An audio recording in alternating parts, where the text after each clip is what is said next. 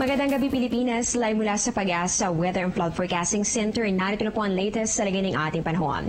Patuloy po natin binabantayan ang low pressure area o weather disturbance dito sa loob ng Philippine Area of Responsibility. Alas 4 po ng hapon, base po ito sa pinakahuling datos ng Pag-asa. Huli po yung namataan sa 980 kilometers silangan ng G1 Eastern Samar. Bagamat malit pa rin po ang tsansa na maging isang ganap na bagyo, inaasahan po natin magdudulot yan ng maulap na kalangitan na magdadala naman ng mahina hanggang sa katamtamang pag-ulan at mga pulo-pulong pagkidlat pagkulog dito po yan sa Bicol Region at ganoon din dito Visayas. Para naman sa natitirang bahagi po ng ating bansa, kabilang na po dito ang Metro Manila. Makakaranas po tayo ng bahagya hanggang sa maulap na kalangitan na meron pa rin po chances ng pagkakaroon ng mga pulo-pulong pagkidlat pagkulog. Ibig sabihin po nito kahit na maganda pa ang umaga, yung pong panahon natin po sa umaga o tanghali, maaari pong makaranas pa rin ng mga pag-ulan, pagsapit po yan ng hapon o kaya naman ay sa gabi.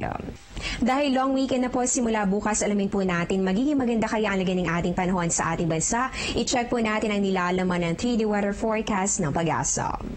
Unahin po natin dito sa Baguio City ang temperatura sa pagitan po ng 15 to 23 degrees Celsius at meron pa rin po chances na mga pulo-pulong pag-ulan o pagkidlat pagkulog simula po yan bukas at posible po yung maranasan hanggang sa Lunes. Dito naman sa atin sa Metro Manila, inaasahan pa rin ang generally fair weather simula po yan sa weekend at magpapatuloy po yan hanggang sa Lunes. Dito naman tayo sa Metro Cebu, naku, paghandaan po ninyo ang maulap na kalangitan na magdudulot ng malaking tsansa ng mga pag-ulan at pagkidlat pagkulog simula po yan Saturday hanggang sa Monday.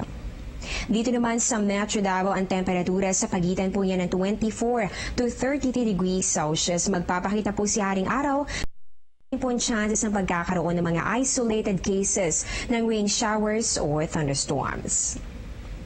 At panghuli po natin sa may Zamboanga City, asahan po ninyo ang bahagya hanggang sa maulap na kalangitan na meron po ang chances sa mga pulo-pulong pag-ulan o pagkidlat pagkulog simula po yan sa weekend at magpapatuloy po yan hanggang sa Monday.